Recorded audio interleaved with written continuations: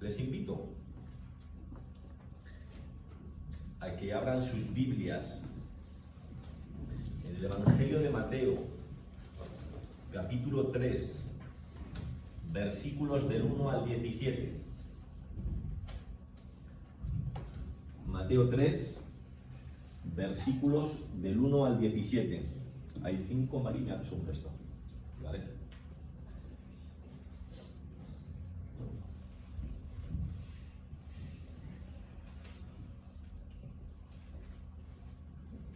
Ustedes, la mayoría al menos, conocen el texto, pero voy a leerlo despacio para que piensen en ello.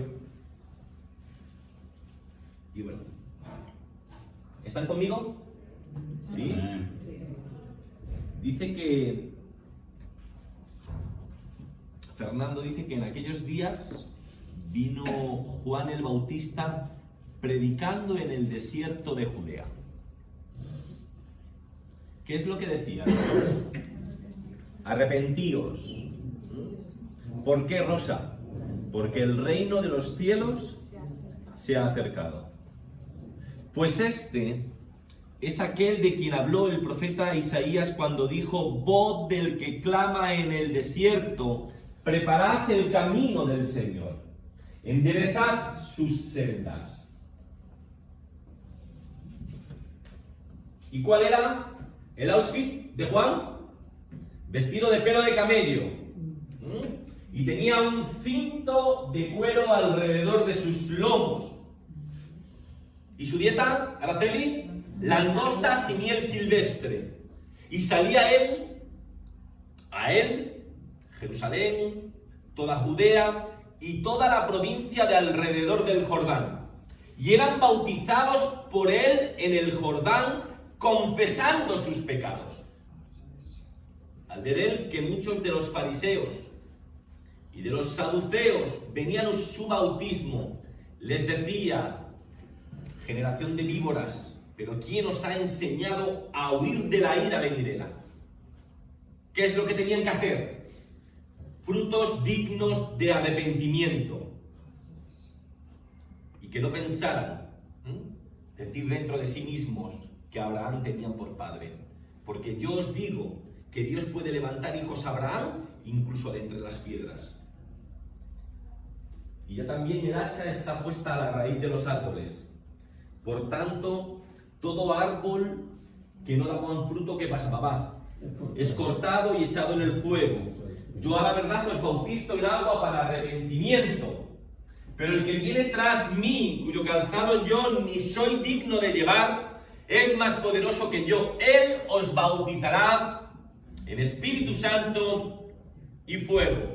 Su aventador está en su mano y limpiará su era y recogerá su trigo en el granero y quemará la paja en fuego que nunca se apagará. Y Natividad, el meollo de la cuestión, a partir del versículo 13. Entonces Jesús vino de Galilea a Juan al Jordán para ser bautizado por él. Mas Juan se le oponía diciendo: pero, si yo necesito ser bautizado por ti y tú vienes a mí. Pero Jesús le respondió: deja ahora, porque así conviene que cumplamos toda justicia. ¿Tengo ahí a Mari o a Guadalupe? Mari, cuando termines, si no te importa, dejas el versículo 15, ¿vale? Pero Jesús le respondió: deja ahora, porque así conviene que cumplamos toda justicia. Entonces le dejó. Y Jesús, después que fue bautizado, subió luego del agua, y aquí los cielos le fueron abiertos, y vio al Espíritu de Dios que descendía como una paloma, y venía sobre él. Y hubo una voz de los cielos que decía: este es mi Hijo amado, en quien tengo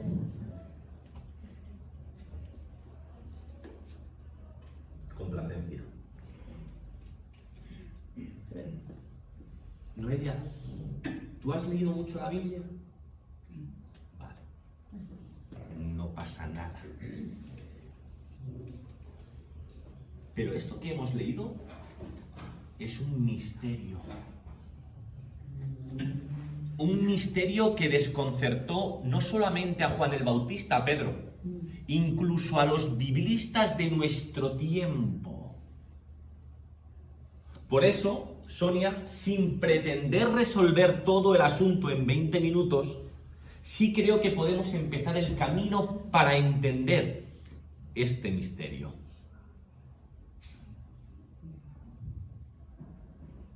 Y la pregunta, Juan, que nos asalta en esta mañana es: ¿por qué Jesús acude a Juan el Bautista para ser bautizado? ¿En qué estaba pensando?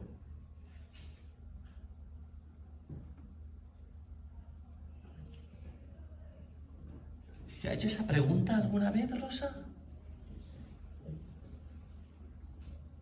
Pregunto, Tere.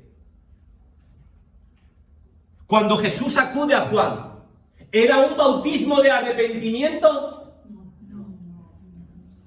¿Contradecería todo lo que venimos enseñando por siglos? Porque, Jorge, ¿no decimos que Jesús era impecable? ¿De qué tenía que arrepentirse él?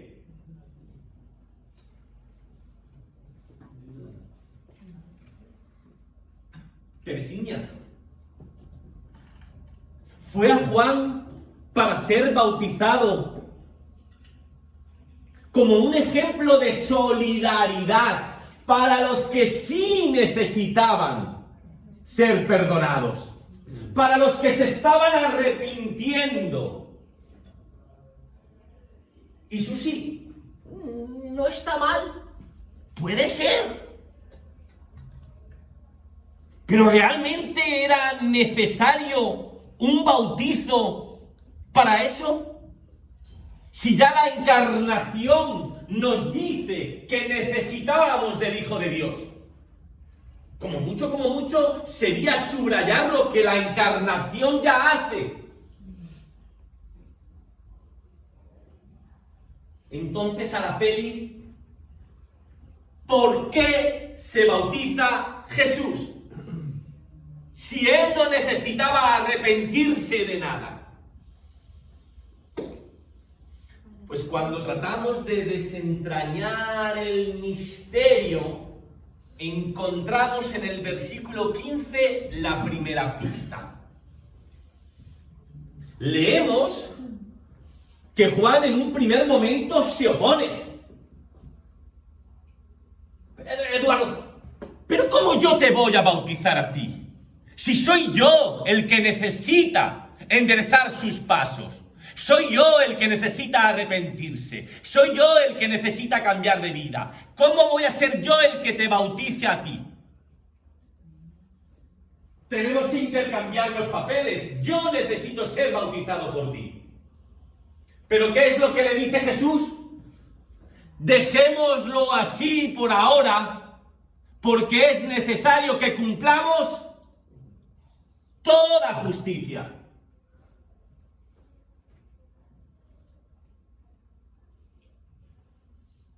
Él solo nos contesta. Es oportuno y es conveniente que cumplamos toda justicia. Y yo no sé lo que tú entenderás por el concepto de justicia. Porque, sobre todo, ¿no? Aquellos que hemos estudiado alguna vez en un seminario o hemos leído un par de comentarios bíblicos, como que esto de la justicia, ¿verdad, Mónica? Como que esto es muy de Pablo, ¿verdad?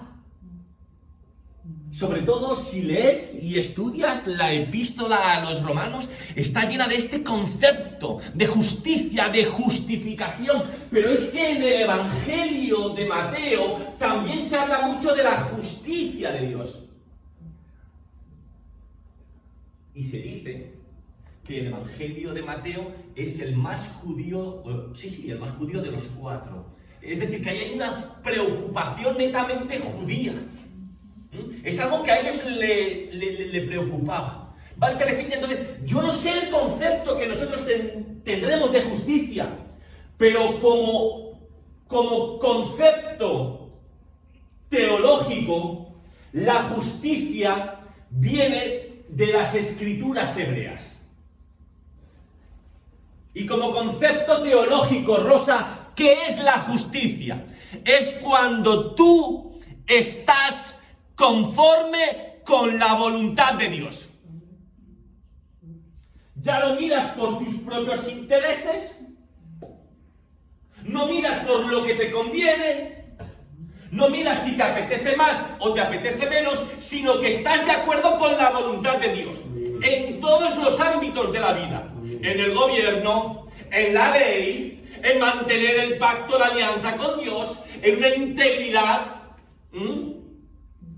Cuando ya no miras por ti, sino por cumplir la voluntad de Dios, se te reconoce como justo.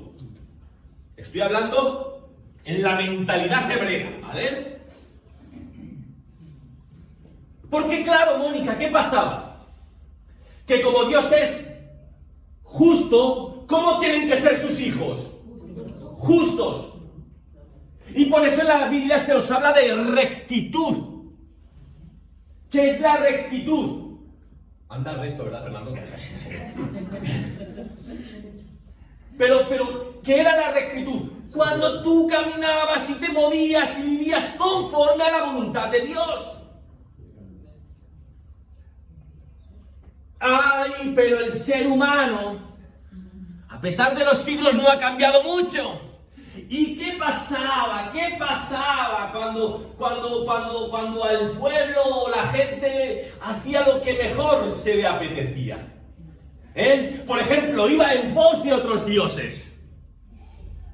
O cuando dejaba de cumplir los mandamientos. ¿Qué es lo que pasaba, Eduardo? Se levantaba un profeta, por ejemplo, Elías. ¿Y qué es lo que le decía al pueblo? Esto está mal. Hay que volver a la justicia. Hay que vivir una vida en un pacto permanente con Dios, donde no nos desviemos de cuál es su voluntad. Y ahí es cuando surge Juan el Bautista, que se nos presenta como el nuevo Elías. ¿Y qué es lo que ve Elías? Perdón, Juan el Bautista. ¿Qué es lo que ve?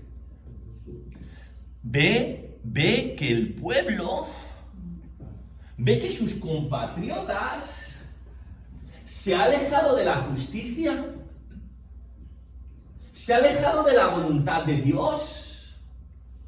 Y por tanto, ¿qué es lo que tienen que hacer? Arrepentirse, volver a la justicia de Dios, volver a cumplir con sus mandamientos. Era una sociedad, Fernando, que se tenía a sí misma como el pueblo de Dios, pero su vida no reflejaba ese compromiso.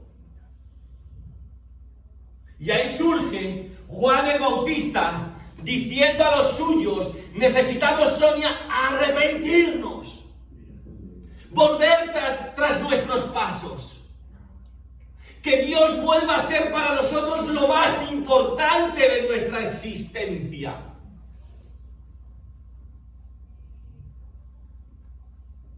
Mira, porque parece que estoy tenso, estoy tranquilo. No me gustó que el Madrid ganara ayer una copa, pero estoy tranquilo. A este Fernando no le he preguntado, me ha puesto mala cara del Madrid. Bueno, vale. Me dirá, nadie es perfecto, pero no pasa nada. Pero miren, Alberto me explicaba, yo no lo sabía. Los primeros bautistas del siglo XVII estaban en desacuerdo con esto de mezclar Estado y religión, ¿no? Se empezaron a bautizar a los niños de pequeño, y los bautistas empezaron a negarse como diciendo: ¡no! Nosotros, cuando bautizamos a las personas, de mayor, cuando son conscientes de sus actos, cuando son responsables para tomar sus propias decisiones. No queremos mezclar una cosa con la otra, por eso nosotros presentamos a los niños.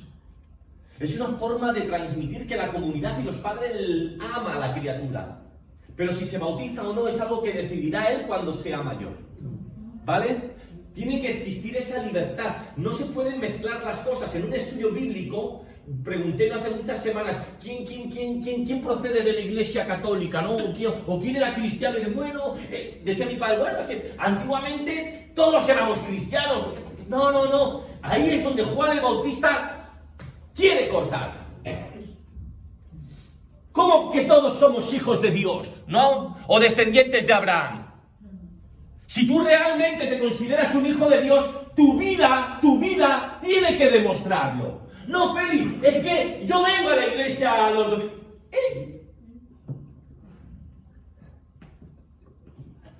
Es que yo ofrendo, mejor para mí. Y tengo mi tiempo de...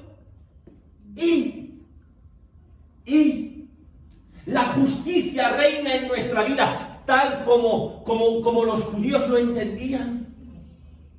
Vivimos en ese compromiso con Dios, de que realmente queremos que sea su voluntad y no la nuestra. Porque cuando ya llevamos un montón de años como cristianos, empezamos a transigir. Y empezamos a bajar el nivel. Y ya no importan las mentiras piadosas. ¿Qué te pasó, hermano? Me dolía la cabeza. Siempre te duele los domingos, tío. ¡Qué bueno eres! Que eliges hasta el día en que te pones malo. Eres fantástico. Y me damos a mentir, y me damos ahí a trapichear con historias y con cuantos y...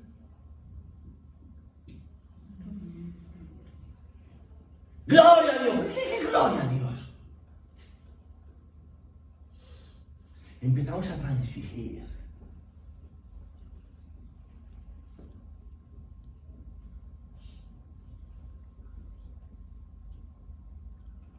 Aprendemos las cosas malas del mundo, no aprendemos las cosas buenas. No aprendemos la solidaridad con los damnificados del terremoto, no, eso no lo vamos a aprender. Pero las pillerías, todas. Entonces, Mónica, cuando llega Jesús y se bautiza, se está alineando con la idea que tiene Juan el Bautista. Porque es un bautismo de inconformismo. De que no podemos vivir como vive el resto de la sociedad, aunque nos apetezca. De que no se puede seguir mirando a otra parte, sino tener a Dios como lo principal de nuestras vidas. Por eso el bautismo de Jesús, por Juan el Bautista, no era un bautizo solamente para judíos, o no era un bautizo para perdonar sus pecados, porque él nunca había pecado. Era un bautismo de inconformismo, de decir a la sociedad, hay que despertar. Hay que cambiar la realidad de nuestra sociedad. No podemos seguir transigiendo con lo que está mal. No podemos. No podemos.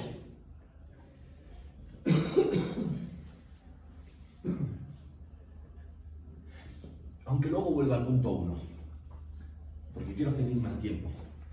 Pero hay un segundo misterio en este relato. Cuando Jesús se bautiza, ¿qué es lo que pasa? Algo así como muy simbólico, muy apocalíptico también a la vez, ¿no? Se abren los cielos y desciende una paloma. ¿Y por qué no un avestruz? ¿Por qué no un canario? El canario Juancho. No es el canario, era el lagarto, ¿no? El lagarto Juan, gracias, hermano. Eso está en segunda de Satanás 4:39, ¿sabes? El lagarto, ¿por qué no el lagarto Juancho? ¿Por qué una paloma? Bueno, explicamos un poquito lo del tema de la voz y luego volvemos a la paloma, ¿vale, Rosa? La voz.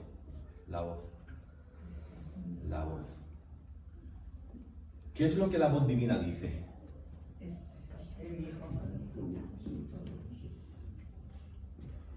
¿Creen que la voz divina fue novedosa en ese momento? Está citando al profeta Isaías. Para ser más específico, el capítulo 42. Y para ser más concreto, el versículo 1. Lo que pasa es que normalmente, cada vez que el Nuevo Testamento cita al Antiguo, pues coge un versiculito y se queda ahí la cosa. Pero Sonia, hay que acudir al contexto. ¿De qué iba Isaías cuando dice eso? Bien, no sé si usted lo sabrá, pero en el libro de Isaías hay 4, no uno ni dos, hay 4 cantos del siervo. 4, este es el primero, el del capítulo 42, versículos del 1 al 4. ¿En qué significa esto de un canto del siervo? Bueno, en la personificación de un siervo, alguien está padeciendo. Perdonen la reiteración, alguien está sufriendo con la esperanza de una restauración futura, ¿vale? Esto que nosotros hemos utilizado para Jesús, y que es correcto porque Dios lo emplea así en el Nuevo Testamento, pero en el contexto que esto se escribe, ¿a quién le está escribiendo Isaías? A una comunidad específica. No le está escribiendo a la comunidad de la calle Fromista. No, le está escribiendo a una comunidad específica con una realidad concreta, y es que viven en la dispersión, viven en la deportación, están en Babilonia como consecuencia de sus pecados, de sus deslealtades. Esa gente, la nación de Israel está personificada en un siervo que está sufriendo las consecuencias de sus actos, pero les está explicando que después de ese sufrimiento vendrá a la nación una restauración. Cuando Dios le dice, tú eres mi hijo amado, en quien está mi contentamiento, ahora es Jesús quien ocupa el lugar de Israel. Él es el siervo que va a padecer y que va a sufrir para que otros tengamos una restauración en nuestras vidas. Amén. Por eso respondemos a la pregunta que nos planteamos, Natividad. ¿Por qué no un ciervo? ¿Por qué no un gato? ¿Por qué no un perro? ¿Por qué una paloma? Porque la paloma simbolizaba a la nación de Israel. Así que cuando la paloma desciende sobre Jesús, lo que está diciendo es que Jesús representa a la nación de Israel. Ahora ya no tenemos a Israel sufriendo en Babilonia. Ahora es Jesús el que va a padecer los sufrimientos para la restauración de otros. Por eso es que Dios le dice, tú eres mi hijo amado, en quien tengo contentamiento. Por eso es tan fascinante el bautismo de Jesús, porque nos dice tantas cosas a la vez. Y con esto voy terminando, porque he dicho la verdad que hice un gesto, pero como está aquí, aunque hablaba, pero sí en tiempo, ¿no? Está aquí, bien, bien. Mire, voy a terminar con esto,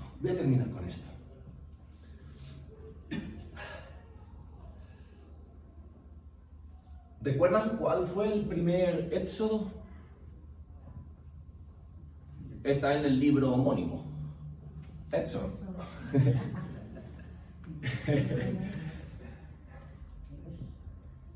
Oye, hay un momento, Rosa, en que salen de la opresión, de la esclavitud, del atropello, de la vejación de la nación de Egipto, y van camino de la tierra prometida. ¿Qué es lo que dice el profeta Isaías en este canto del siervo? Es como una suerte de segundo éxodo, donde no os vais a quedar aquí en Babilonia, sino de que vamos a retornar. ¿Qué pasa? Que el bautizo de Jesús ejemplifica y simboliza un tercer éxodo. Y es que da igual al imperio, a la nación que pertenezcamos. Cuando seguimos tras los pasos de Jesús, olvidamos cualquier gobierno de opresión y de injusticia y clamamos por una realidad más justa. A una de las preguntas que Susi planteaba, yo escribí que supuso asunción de responsabilidad. Mira, yo creo que no ha pasado mucho aquí en esta iglesia. Y no creo que se esté haciendo mal. A lo mejor sí, bueno, no lo sé. Pero, vamos, personalmente no es que yo le tenga manía a Juana, ni mucho menos. Ella quiere bautizarse. Y si Dios quiere, se le va a bautizar. Pero no hay necesidad por apremiar a la gente a que se bautice. Nosotros hemos vivido en esta comunidad gente que se ha bautizado tal día como hoy y ya no venir la semana que viene.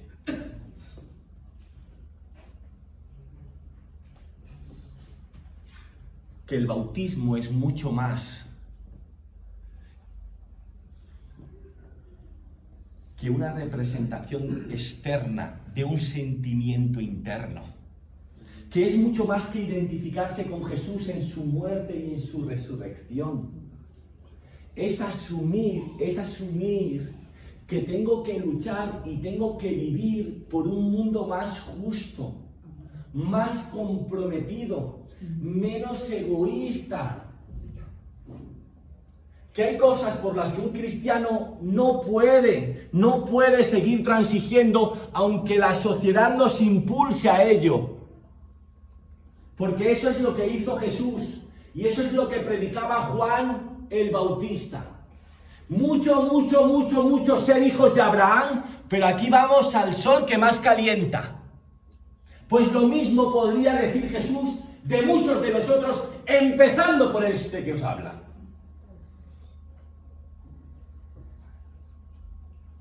Que no todo se compone de reuniones en el local, ni de desarrollar ministerios, ni de... Se trata de cómo vivimos la vida, si la estamos viviendo conforme a la voluntad de Dios. Y hay cosas que no necesitas que un pastor vestido con vaqueros te lo diga cada domingo.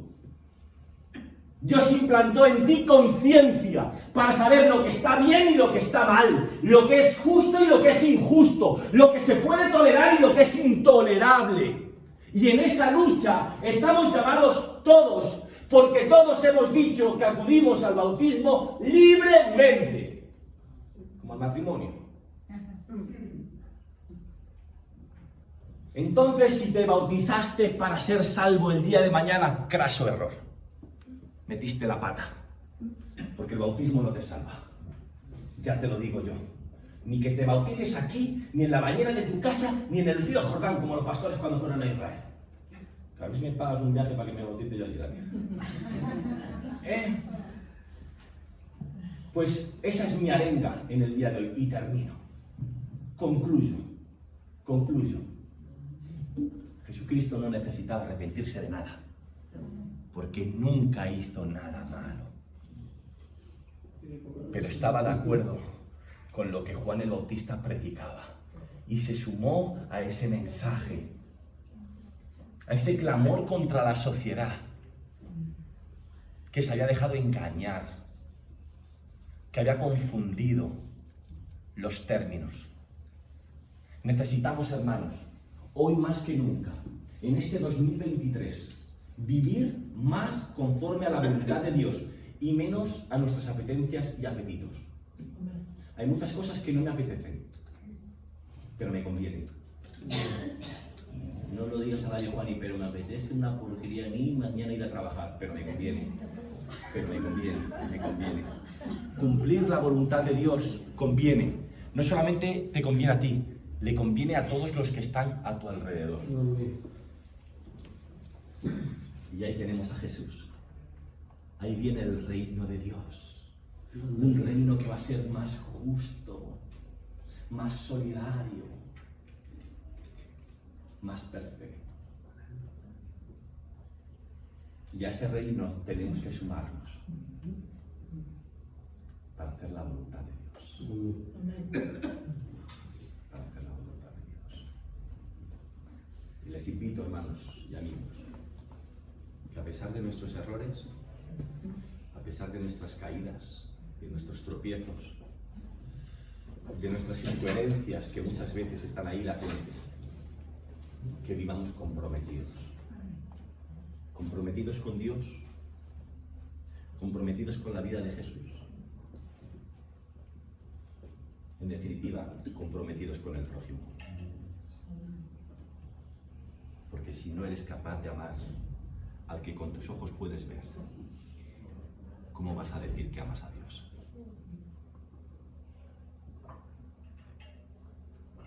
Si te importa 3 pimientos la necesidad de tu prójimo, ¿cómo puedes decir que Dios es lo más importante en tu vida? Si no defiendes la injusticia porque a ti no te roza ni te toca, ¿cómo puedes decir que Dios es el epicentro de tu vida? Es una contradicción constante. Y yo creo que Jesús nos llama a ello, a ser más valientes, más comprometidos, más fieles a lo que Dios quiere. Por eso te decía, Noelia, que no importa mucho, si hayas leído más o leído menos. Es lo que vayamos asumiendo de a poquito y cómo eso cambia en nuestras vidas. Que ese cambio que percibió tu hermana Fernando hace que venías de Brasil siga siendo una constante. A veces tenemos parones, a veces incluso yo tengo la sensación de retroceder en lugar de avanzar, pero que podamos mirar esa hoja de cálculo final y veamos que hemos ido en ascenso, a pesar de nuestros retrocesos y de nuestros tropiezos. Amén. Amén.